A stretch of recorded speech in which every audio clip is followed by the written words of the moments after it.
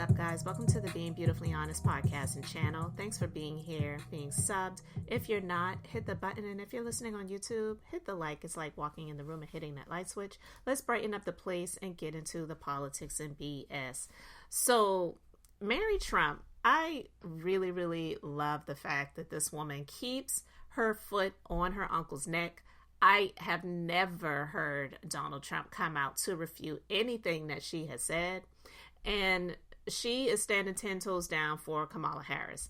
Now, I want to share this clip. This is actually from CNN and a political commentator by the name of Bakari Sellers.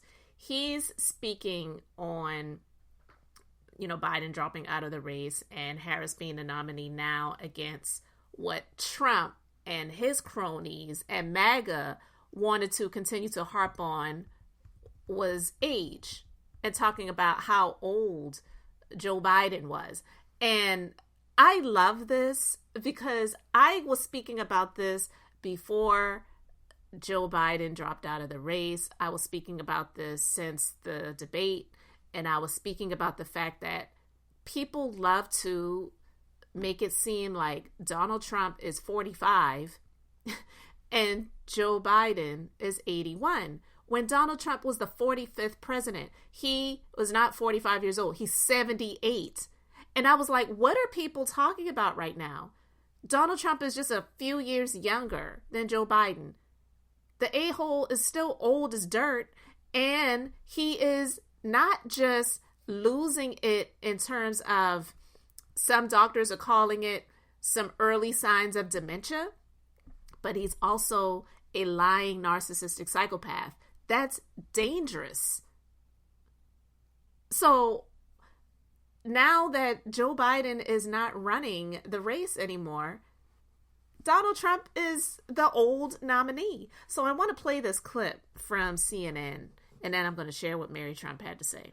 We have work to do. And so I'm going to be on the phone tonight calling delegates, getting them, whipping them up, trying to get them on board for Kamala Harris. I don't think that's going to be a difficult task.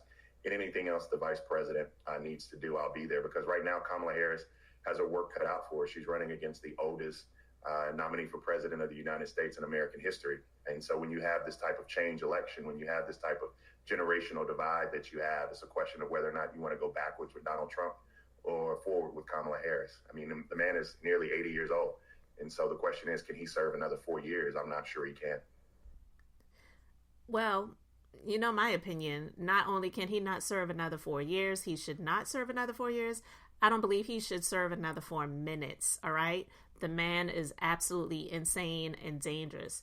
But Mary Trump, she's definitely been a loud and vocal critic of her uncle, and she has spoken out. So Kamala Harris, when she posted on X to let people know that she is prepared, she said, I prosecuted sex predators. Trump is one. I shut down for-profit scam colleges. He ran one. I held big banks accountable. He's owned by them. I'm not just prepared to take on Trump. I'm prepared to beat him. And I absolutely love it. So Mary Trump, she retweeted or re-X'd it, whatever they call it over there on that platform. She said, this, my friends, is what they call a mic drop. Hashtag President Harris 2024. I am all here for it. I absolutely am excited that now the tables have been turned and all of this stuff that he continued to speak about when it comes to Joe Biden and his age, like the audacity of somebody 78 talking about somebody who's 81 and how old he is and he's losing it. And there's so many clips, too many for me to even gather them all, of him losing it, of him having these moments where he's mixing up his words, or he didn't even complete a sentence, or he's talking about shark attacks, or he's talking about being electrocuted. He's talking about Hannibal Lecter. He's talking about all of these ridiculous things that makes absolutely zero sense. And all he does at those rallies, which is just like ridiculous that I don't even get it. But when you worship somebody, you're not seeing the faults in them. These people that go to these rallies, because trust and believe, the elites, the wealthy, those that just want him to be in power for them to retain power and to retain more of their wealth and money, they're not going to these rallies wearing these red hats. Let's just be clear about that. So the ones that are going to the rallies, these are the ones that really aren't making it like that. They don't have it like that, right?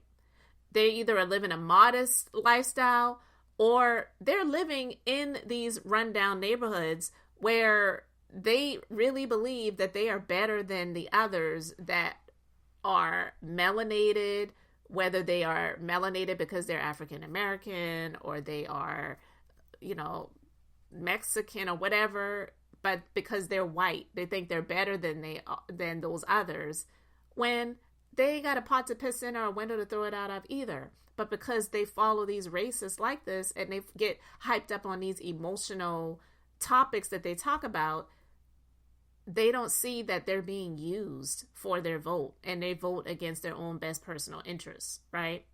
So those are the ones that are going to the rallies to sit and listen to Donald Trump talk about himself, spit out all the lies, spill lies, talk about these ridiculous things that he talks about, never talks about policy, right? And denies Project 2025. But I digress. I loved it. I love the fact that Mary Trump is continuing to speak out. She is not afraid. And we need more people like her. For example, those people who worked in Donald Trump's former administration who were not at the Republican National Convention, who are not endorsing him, who are not having anything to do with him, but they're staying silent. Where's former President George Bush? Where's Condoleezza Rice? Where's Dick Cheney? We know that his daughter, Liz Cheney, she was leading the January 6th panel investigating the insurrection. And Donald Trump is saying that he wants to have a live tribunal to try her for treason because he's mad because she was trying to hold him accountable. This is the type of man that he is. He doesn't even care if you are the same race that he is. If you don't bow down and kiss the ring and the ass crack of his, he doesn't want to have anything to do with you. And if you try to hold him accountable, he wants to seek revenge. Why anybody would want somebody like that to be in a position of power is beyond me. But that's on them, And I just wanted to share that real quick. You can let me know your thoughts in the comment section. Thanks for being here, liking, and subscribing. I'm Beth, just being beautifully honest. So until next time, I wanted to keep it brief, beautiful, and now I'm going to say bye.